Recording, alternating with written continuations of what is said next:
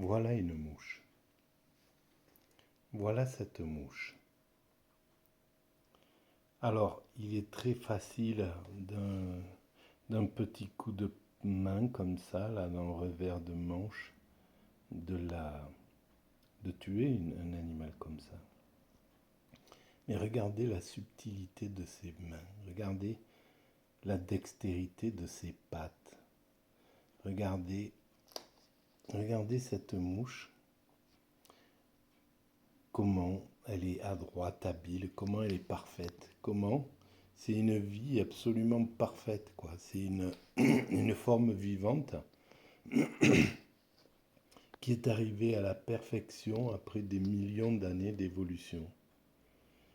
Et pourquoi tuer une bête comme ça? Pourquoi? Voilà, alors, et même, quand on regarde, elle est toute seule ici, d'accord? Il y a qu'elle depuis 2 3 jours. Alors elle bourdonne près de mes oreilles, elle vient, quand je travaille, elle s'approche, etc. Et je me dis, mais regardez cette mouche qui vit seule dans un endroit qu'elle ne connaît pas, elle est rentrée par hasard. Elle n'a pas peur, elle n'a pas de crainte, elle est, euh, elle est parfaitement autonome. Nous, en tant qu'êtres humains, c'est très rare de pouvoir vivre seul comme ça, isolé, complètement de nos frères et sœurs, quoi. Euh, et puis de ne pas être angoissé dans ces moments-là, quoi. Eh ben, regardez ce qu'elle fait avec ses pattes, regardez. Regardez un petit peu cette voilà, et puis... et alors donc, elle a une sacrée dignité, en fait, de pouvoir vivre seule sans... de pouvoir être bien dans ce monde, voilà, dans son monde, comme la plupart des animaux, quand on marche dans les bois, dans la forêt, on voit des petits animaux comme ça, des petits vers, des petits, qui sont tout seuls, qui traversent la route, qui font leur vie, quoi. Et, euh, et, et des choses que l'homme a du mal à faire en réalité. Nous, voilà, on va pas. On est en interaction, on est obligé d'être en interaction.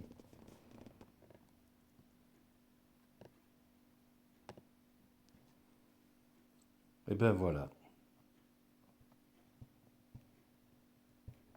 Donc je me refuse de tuer tout animal, même le plus petit comme ça, là. C'est quelque chose. C'est une telle merveille que de création, quoi. C'est une création extraordinaire.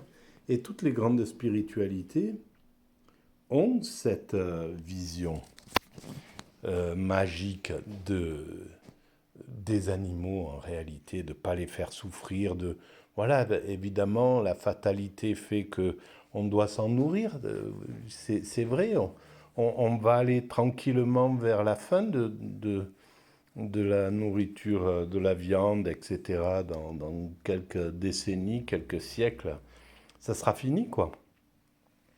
Voilà. Voilà, elle vit toute seule, tranquille, toute seule dans son monde là.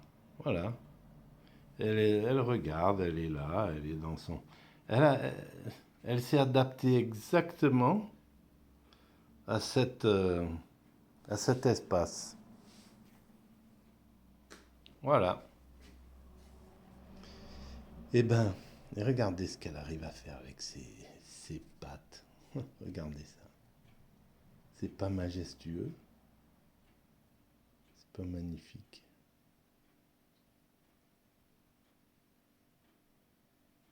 C'est incroyable. Et donc, on, toutes les grandes spiritualités ont un respect pour les animaux. Je lirai quelques passages là, par exemple, sur la Torah, ce qu'ils disent, etc. Et la Bible, voilà. Il y a un respect inouï, quoi. Et en fait, quand on regarde qui c'est qui a maltraité, qui a commencé à maltraiter les animaux, eh ben, c'est le libéralisme, finalement, quand on y réfléchit. Évidemment, le libéralisme, il a sa raison d'être, etc. Voilà, mais d'arriver à, pour faire grossir les bestiaux, arriver à donner à manger de la viande, des aliments qui sont à base de viande à des animaux qui sont végétariens depuis des millénaires. C'est ce qu'ils ont fait avec les farines animales, mais c'est complètement aberrant de faire des élevages intensifs et puis d'un seul coup de devoir tuer parce qu'il y a un virus des millions de bêtes, quoi, et sans complexe, comme ça. C'est parce que pour ce système, la vie n'a pas n'est que de la valeur, quoi. Il n'y a plus du tout de vision mystique, de vision spirituelle. Et c'est là où on voit, d'ailleurs, je suis parti là-dessus, mais en fait, euh, ça faisait plusieurs jours que je voulais parler de ça. Et finalement, euh, ça va très bien avec l'ouvrage que je suis en train de lire et que je suis en train d'essayer d'analyser sur la mécanique universelle euh, de René Guénon, La crise du monde moderne. Voilà, c'est exactement le symbole de l'Occident, de la façon dont l'Occident voit la vie. Et il le voit aussi bien la vie des animaux que la vie des êtres humains. C'est pourquoi ils peuvent bombarder, voilà, c'est pourquoi ils ont pu, sans complexe finalement, bon, même s'ils avaient des raisons mais lâcher une bombe sur une ville, Hiroshima, Nagasaki, et sans complexe, quoi, sur des gens qui leur ont absolument rien fait. Et les bombardements qui se font actuellement partout dans le monde sont sous ce genre d'état d'esprit, quoi. Alors, c'est valable pour les animaux, et alors à côté de ça, on va faire des, des, des choses inouïes pour nos animaux de compagnie, parce que c'est un business, parce que, etc. Et puis, certains animaux n'ont pas, non, on peut même pas, voilà, on se pose même pas la question quand on va supprimer des poussins à la naissance, je ne sais pas comment ils font dans ces élevages intensifs, euh, on se pose même pas la question de leur existence, de leur vie.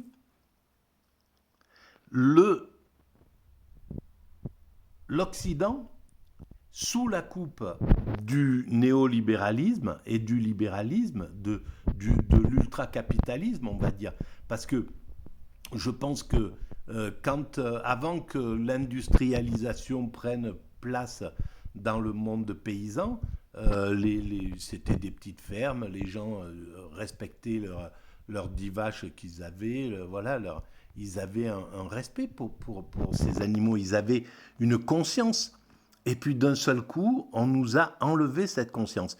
Et on se demande pourquoi le monde oriental, donc comme l'exprime bien donc René Guénon, pourquoi le monde oriental, le monde encore spiritualisé, nous trouve, pense de nous que nous sommes des sauvages. Ils n'ont pas tort. Voilà.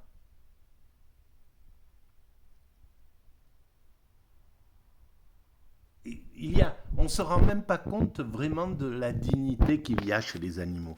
Quand on a eu un petit chat, qu'on a vu comment il se débrouille, comment il se fait, comment il respecte et il exige du respect, comment il est indépendant, comment il gère son existence, il n'a pas besoin de qui que ce soit, etc. Mais c'est incroyable et c'est valable pour tous les animaux, hein, même les chiens. Les chiens, on a l'habitude de s'en occuper, mais dans les pays où les chiens sont en liberté, ils sont complètement organisés, ils vivent leur vie, ils ont voilà une sorte de... Il y a une dignité chez les animaux qu'on devrait prendre comme exemple. Quand on voit une chatte s'occuper de ses petits, eh ben franchement, les êtres humains devraient prendre exemple. Ils les gavent pas de paroles, ils sont là, ils les regardent, ils les respectent.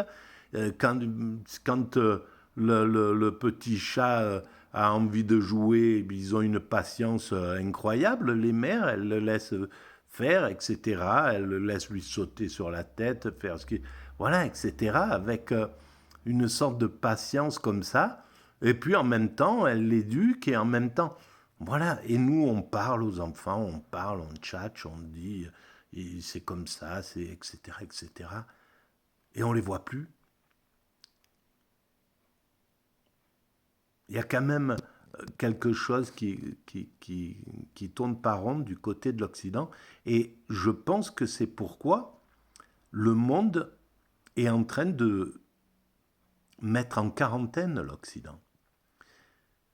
C'est pourquoi on va être obligé de réaliser notre état d'esprit et le modifier et travailler à le modifier. Parce que c'est plus supportable pour l'humanité. L'humanité ne peut plus avoir comme maître l'Occident tel qu'il est aujourd'hui. C'est pas possible. Voilà. Donc c'est pas pour rien que le monde est en train de parler de multipolaire, au moins quoi, hein, de partage de leadership. Voilà, moi ça fait longtemps que j'en parle, ça fait longtemps que j'ai compris qu'il fallait partager le leadership de façon gracieuse avant qu'on y soit obligé. Et l'Occident avance dans sa surdité, dans un narcissisme qu'il a absolument multiplié, qu'il a survolté. On a survolté notre narcissisme en l'espace de 5-6 siècles, là. Depuis 1400, depuis qu'on est allé conquérir le monde, on est rentré dans une sorte de narcissisme qui ne nous lâche pas. Voilà, voilà, il a été à son paroxysme avec les conquêtes, et puis à son paroxysme avec les colonisations, et à son paroxysme encore, même un peu diminué évidemment, heureusement, à la sortie des colonisations, mais quand on est rentré dans la post-colonisation, une colonisation doucereuse, voilà, une colonisation par manipulation, par etc., etc. Et il est temps de sortir de ça. Alors, c'est la méthode pour décompresser un état d'esprit narcissique calmement, lentement. Et je pense que pour un individu narcissique, c'est la même chose. Il lui faut du temps pour décompresser son narcissisme. Alors il va subir quelques contrariétés d'abord. Voilà, sa proie le menace de le quitter. Après, elle porte plainte. Après, etc., etc. Puis elle le quitte. Et à chaque fois, son narcissisme commence un peu à diminuer jusqu'à devenir un peu sociabilisé. Eh bien, l'humanité, l'Occident doit faire la même chose. Voilà, ben ça s'intercalera en fait